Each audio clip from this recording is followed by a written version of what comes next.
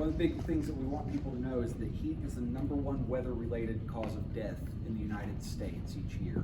And so we're here as a community to urge the residents of the Tulsa area to take this heat seriously and to take the actions necessary to protect themselves and their loved ones from any sort of heat-related illness. It's very simple to protect yourself from this heat. Some actions you need to take in order to be safe are to drink plenty of water. That's a big thing. Dehydration is a major issue, which means drink water. Even if you don't think you're thirsty, drink water. Not coffee, not soda, water. That's going to help you stay healthy and hydrated throughout this event. Stay in an air-conditioned building if at all possible.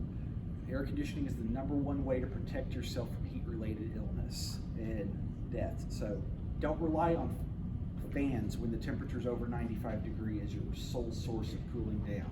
If nothing else, because that will help dehydrate you, it will give you a false sense of security. Air conditioning is going to be the way you're going to need to protect yourself from this. If you do have to go outdoors, out of an air-conditioned space, limit your outdoor activities, especially midday when the sun is at its hottest point. If you have to go out, wear light-colored, loose-fitting clothing, take frequent breaks, and utilize the buddy system. Make sure you have somebody out with you, keeping an eye on you, and you keep an eye on them. That's really the way that we're going to get through this, is by taking care of one another throughout this event. As a result of this heat, the community is stepping up to provide additional resources to assist. In addition to our 3 standard cooling stations at the John 316 Mission located at 506 North Cheyenne, the Salvation Army at 102 North Denver, and Tulsa County Social Services at 2401 Charles Page Boulevard, TEMA has opened a temporary cooling station at the Fair Meadows building located at Expo Square at 4609 East 21st Street. This cooling station is going to be open temporarily from 10 a.m. to 8 p.m. daily. Additional resources are also available. If you pick up phone, call 211. They can connect you with resources you might need, anything from food to air conditioning help. Additionally, we want to remind people that the #1 way that they can protect themselves and their loved ones from heat is by staying in an air-conditioned building, and to not be afraid to utilize their air conditioner. Utility providers have suspended disconnects due to non-payment. So if you do lose your utilities, you need to contact your utility provider and let them know that that power is out so that they can help you by restoring that. Basically, the pattern doesn't change for the next 7 days or so. So as we go through the next week, it's going to continue about as we've seen the last several days.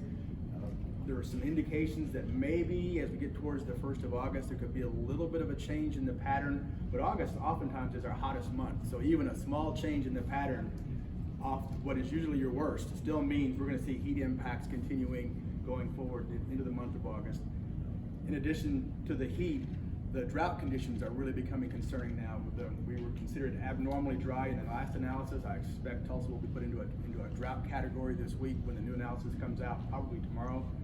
And I think drought conditions have a chance to worsen as we go forward into August. One thing that's really important about that is the fire danger. Normally we think about fire danger in the winter when the grass is dormant, it's cold, all the vegetation has been frozen and has died off. But now we're seeing the vegetation go dormant because of the lack of precipitation. In general, we've seen less than 10% of our normal rainfall since early June. Now we did have a few showers and storms around today, and there will be days over the next week or two that have storm chances. But in general, not the big rain, not one that's area-wide that provides significant recovery from what's been going on. And so while a few folks may be lucky, the evaporation rates with this kind of heat and winds and sun conditions will generally wipe away anything you may have picked up from a thunderstorm by the next day. And so these little storms will be helpful for a day or two, but then after that, we're right back, even if you were lucky enough to pick up one. So I think in general, the message, in addition to the things Joe said about the heat, watch the fire danger, and also we should be monitoring the water consumption. Overall, the larger area lakes are in good shape. The smaller community lakes where we draw community water supplies, some of those are not quite as full, and so I would think folks would really want to pay attention to their local advice from their communities as to what needs to go on in their neighborhood.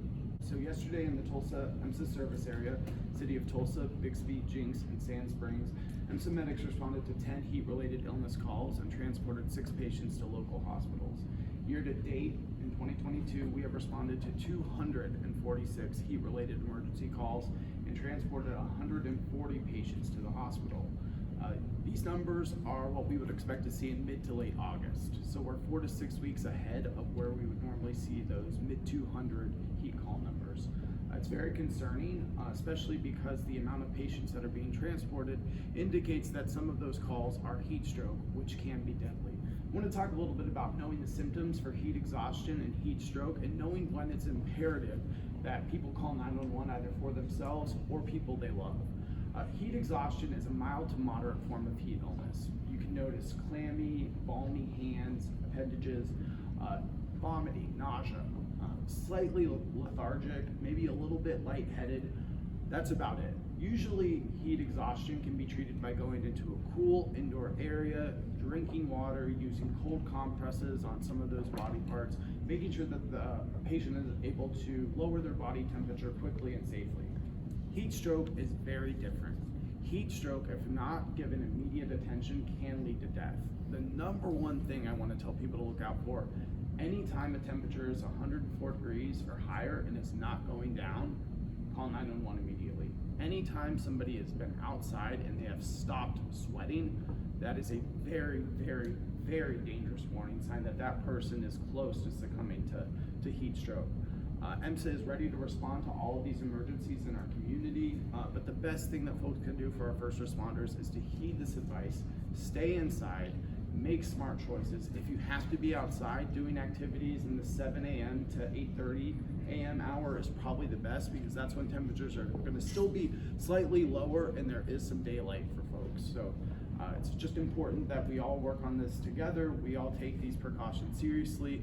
It's not looking like it'll let up anytime soon, like Steve said, so we just need to be vigilant and make sure we're doing what we all can do. Outreach across the city is working very hard to make sure that folks have what they need in this hot weather. We are providing transport for people who need to get access to the cooling stations. On our website, housingsolutionsTulsa.org, there is a link to a outreach request form. That outreach request form goes to our entire team, and our entire team is looking at those and answering those as quickly as possible, trying to transport people to shelter in this heat.